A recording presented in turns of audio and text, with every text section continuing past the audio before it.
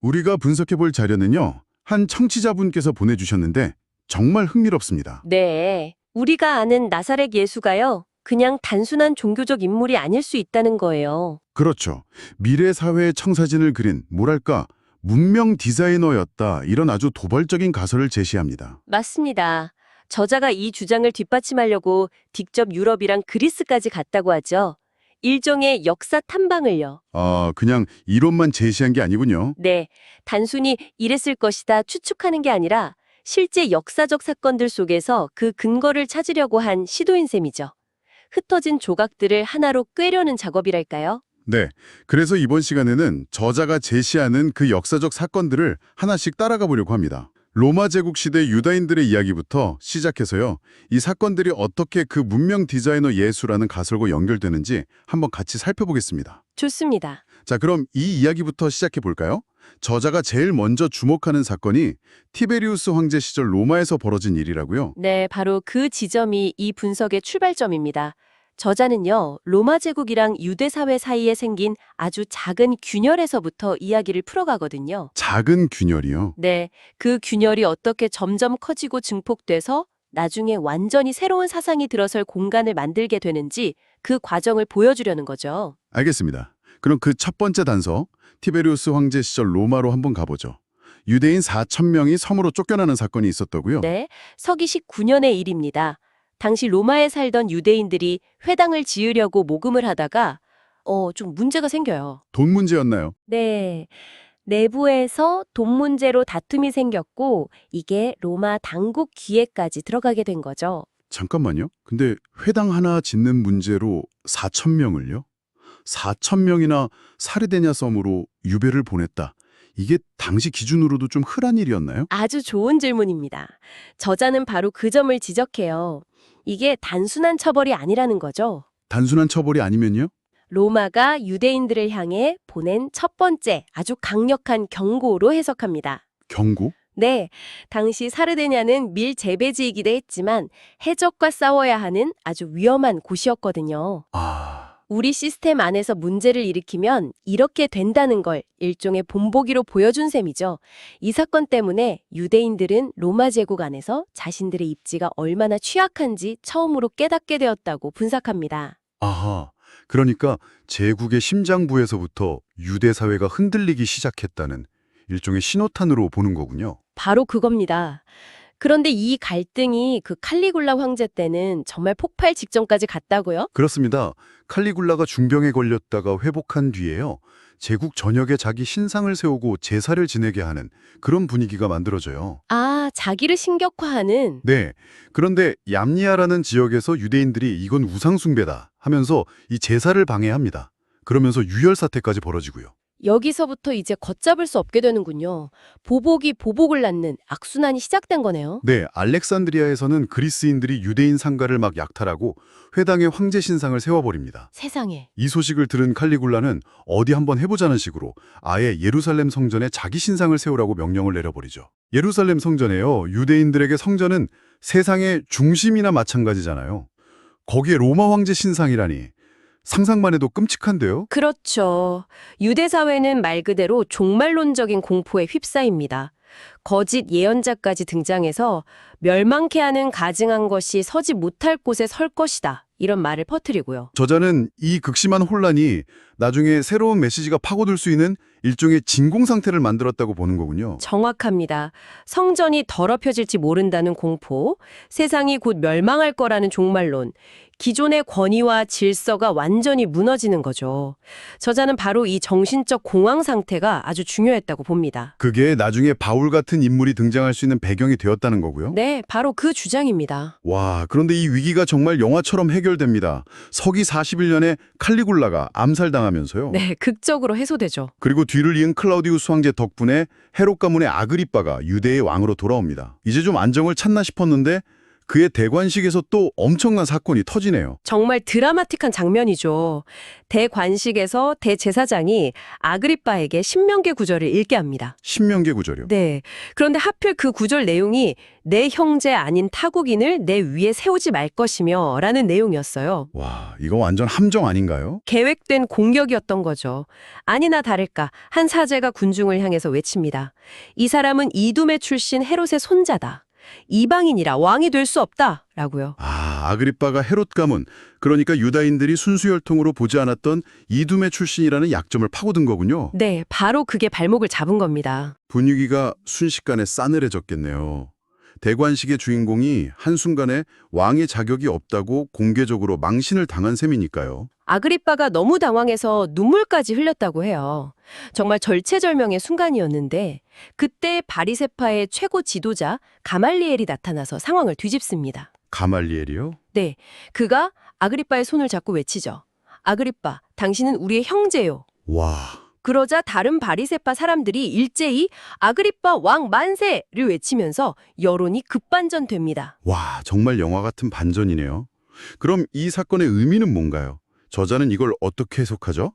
저자는 이 사건을 통해서요, 유대 사회의 권력이 대제사장 중심의 사두개파에서 율법을 중시하는 바리새파로 완전히 넘어갔다고 봅니다. 아, 권력의 이동이군요. 네, 아그리빠는 이름뿐인 왕, 그러니까 허수아비 왕이 되고 실질적인 국정 운영은 바리새파가 장악하게 됐다는 거죠.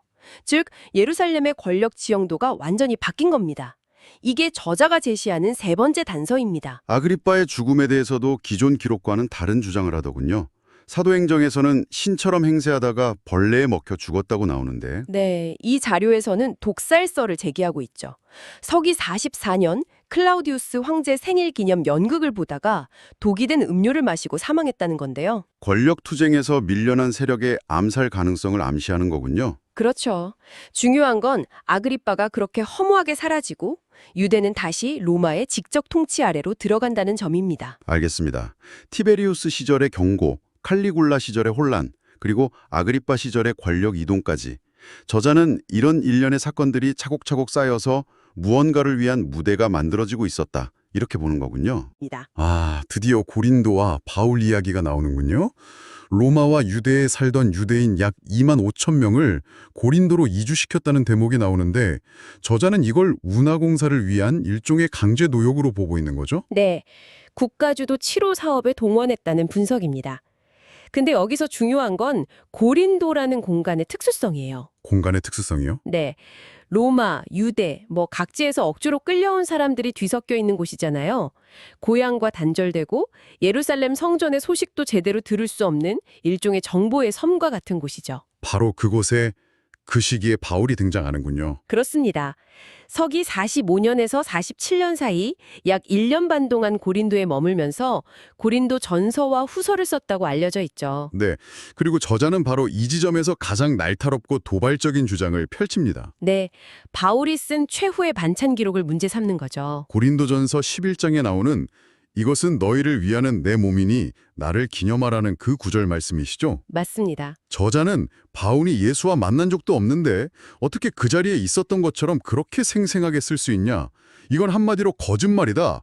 이렇게 주장하잖아요. 그렇죠. 저자의 논리는 아주 단순 명쾌합니다. 당시 고린도에 모여있던 유대인들은 예루살렘의 진짜 사도를 만나본 적도 없고 최후의 만찬이 어땠는지 확인할 방법도 없었다는 거예요. 아, 듣고 보니 정말 악귀가 맞는다는 느낌도 드는데요. 하지만 바울이 거짓말을 했다는 주장은 정말 대담하네요. 기독교 신학의 근간을 흔드는 이야기인데 저자가 제시하는 근거가 바울은 그 자리에 없었다는 그 정황 증거뿐인가요? 아니면 다른 더 구체적인 증거를 제시하나요? 저자는 직접적인 물증보다는 역사적인 맥락을 통해서 자기 주장을 뒷받침합니다. 로마의 압제와 내부 분열로 절망에 빠진 유대인들, 특히 고린도에 강제 이주된 사람들에게 바울의 메시지가 얼마나 매력적이었을까? 이걸 설명하는 거죠.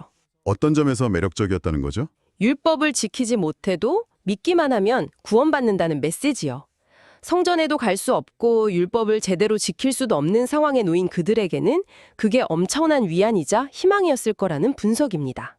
아하, 그러니까 저자는 바울과 복음서 저자들이 예수의 원래 메시지를 단순히 왜곡한 게 아니라 시대적 요구에 맞춰서 완전히 새로운 믿음을 창조해냈다고 보는 거군요. 네, 바로 그겁니다. 그리고 그 과정에서 문명 디자이너였던 예수의 본 모습이 가려졌다는 결론으로 이어지는 거고요. 바로 그겁니다. 예수가 씨 뿌리는 자의 비유나 겨자씨 비유를 통해 제시했던 미래 문명 사회의 설계도가 개인의 구원과 내세에 대한 종교적인 이야기로 축소되고 변질되었다는 것이 이 자료의 핵심 주장인 셈입니다. 오늘 살펴본 자료는 로마 시대의 역사적 파편들을 하나로 꿰어서 기독교의 기원에 대한 아주 새로운 서사를 제시했습니다. 티베리우스 황자의 경고에서 시작해서 칼리굴라의 위기, 아그리빠의 대관식 소동을 거쳐서 고린도 운어 공사장까지. 네. 이 모든 사건이 문명 디자이너 예수라는 본질을 가리는 거대한 연극의 일부였다는 주장, 정말 흥미롭네요. 핵심은 이것입니다. 이 자료는요, 우리 다 성경을 통해 아는 예수가 어쩌면 바울을 비롯한 후대 사람들의 신학적 해석이라는 필터를 거친 모습일 수 있다는 가능성을 제기하는 겁니다. 하나의 필터. 네. 그리고 그 필터를 만들어낸 역사적 배경이 바로 오늘 우리가 이야기한 로마 제국의 정책과 유대 사회의 혼란이었다는 거죠. 그렇다면 이런 질문을 던져볼 수 있겠네요. 만약 저자의 주장대로 바울과 복음서 저자들이 더 쉬운 그 종교적 해석을 한꺼풀 걷어낸다면 어떻게 될까요? 네. 예수가 남긴 씨 뿌리는 자의 비유나 겨자씨 비유 같은 이야기들을 신앙의 교리가 아닌 순수한 미래 문명 사회를 위한 설계도로 다시 한번 읽어본다면 우리는 과연 무엇을 발견하게 될까요? 청취자 여러분께서 한번 생각해 보실 질문인 것 같습니다. 여러분, 우리가 학교에서 배우고 책에서 읽는 역사, 그거 과연 전부 진짜일까요? 오늘 제가 들고 온 이야기는요, 정말이지 아주 도발적인 가설을 하나 던집니다. 우리가 아는 그 예수의 이야기가 사실은 몇몇 정치적인 사건 때문에 완전히 새로 쓰여졌다는 주장이에요.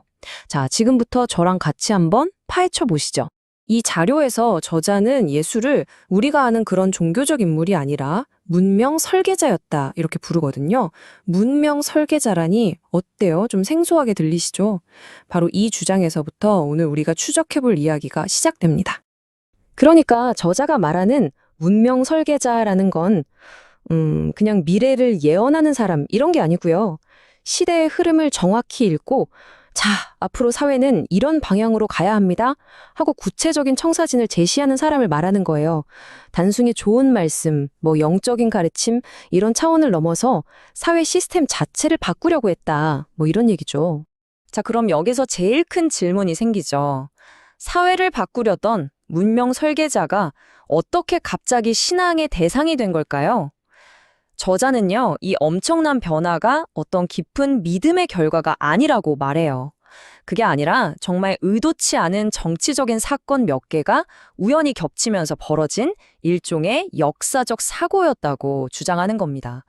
와, 진짜 한편의 역사 추리소설 같지 않나요? 좋습니다. 이 미스터리를 한번 풀어보려면 시간을 거슬러 올라가야겠죠. 예수 사후 로마 제국이 다스리던 유대 땅으로 가보겠습니다. 그 당시 그곳은요, 정말 말 그대로 살얼음판 위를 걷는 듯한 언제 터질지 모르는 정치적인 화약고 그 자체였어요. 지금 보시는 이 타임라인을 한번 쭉 훑어보세요. 당시 상황이 얼마나 불안정했는지 그냥 한눈에 딱 들어오죠. 티베리어스 황제 때는 회당 문제로 유대인 수천 명이 쫓겨나고 그 뒤를 이은 칼리굴라는 아예 자기가 신이라면서 예루살렘 성전 한가운데에 자기 동상을 세우라고 명령합니다. 아니 이건 유대인들 입장에선 정말 상상도 할 수 없는 신성 모독이거든요. 진짜 전쟁 나기 일보 직전 일촉즉발의 상황이었던 거죠. 칼리굴라의 이 명령 하나 때문에 유대 전체가 정말 거대한 반란의 불길에 휩싸일 뻔했습니다. 다행히 그가 암살당하고 다음 황제인 클라우디우스가 그 명령을 취소하면서 최악의 상황은 간신히 넘겼어요. 하지만 이미 한번 붙은 갈등의 불씨는 쉽게 꺼지지 않았죠. 여전히 활활 타오르고 있었습니다.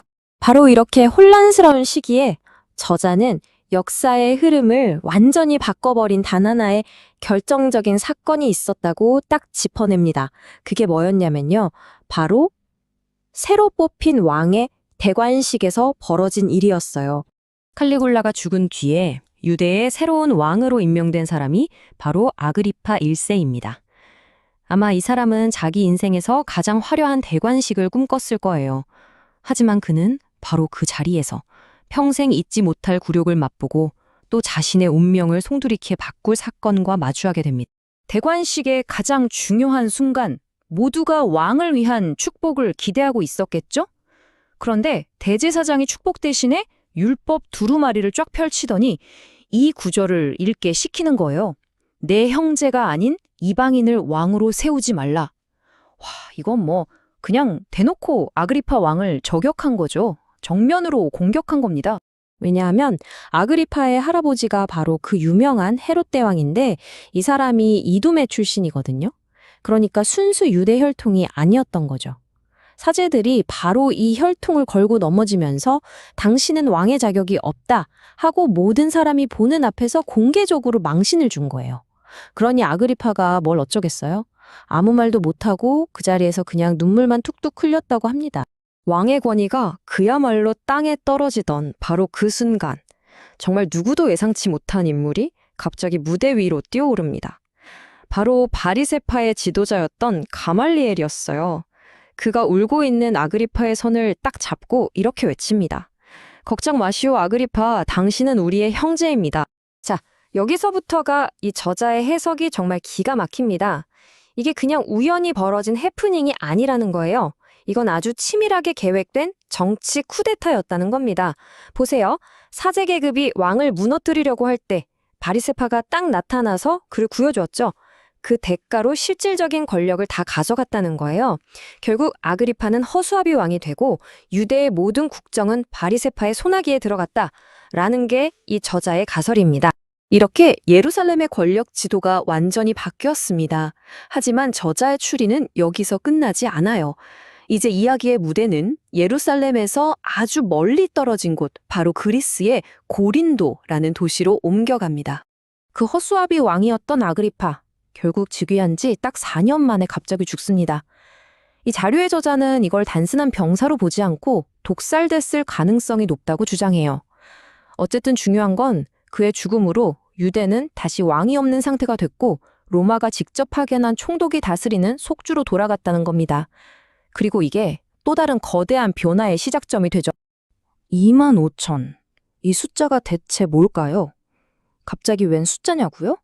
이게 바로 아그리파가 죽은 뒤에 유대를 직접 다스리게 된 클라우디우스 황제가요.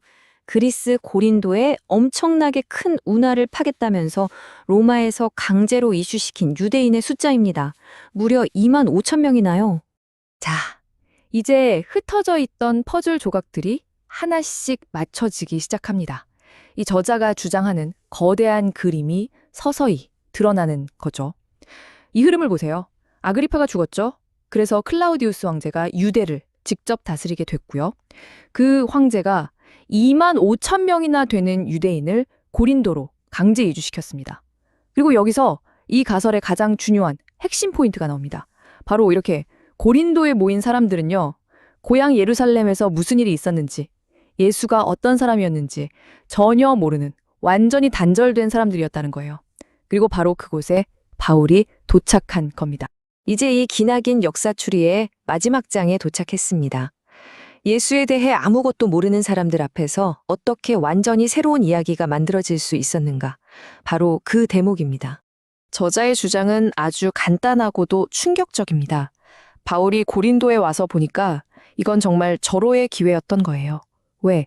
여기 모인 사람들은 예루살렘의 그 복잡한 정치 상황이나 예수가 실제로 어떤 말을 하고 다녔는지 전혀 모르는 그야말로 백지 상태의 청중이었거든요. 이 사람들한테는 무슨 이야기를 해도 그거 진짜예요? 하고 확인할 방법이 전혀 없었다는 거죠. 자, 이 부분을 한번 보세요. 이게 바로 저자 주장의 하이라이트입니다. 왼쪽은 우리가 성경에서 많이 봤던 고린도전서의 최후의 만찬 구절이죠. 그런데 오른쪽 저자의 분석을 한번 보세요. 충격적이죠. 예수를 평생 한 번도 직접 만난 적이 없는 바울이 아무것도 모르는 고린도 사람들에게 자기가 마치 그 자리에 있었던 것처럼 이 최후의 만찬 이야기를 완전히 새로 만들어냈다는 주장입니다. 결국 저자는 이 모든 상황을 이렇게 정리합니다. 뭔가 새로운 생각, 새로운 믿음을 만들어내고 싶은데 근거가 없으니까 어쩔 수 없이 거짓말을 동원하게 됐다는 거예요. 그리고 바로 그 거짓말 때문에 문명의 선각자였던 진짜 예수는 역사 속에서 사라져버리고 그 자리를 종교적인 예수가 대신 차지하면서 본래 모습은 영원히 미궁 속으로 빠져버렸다 이겁니다.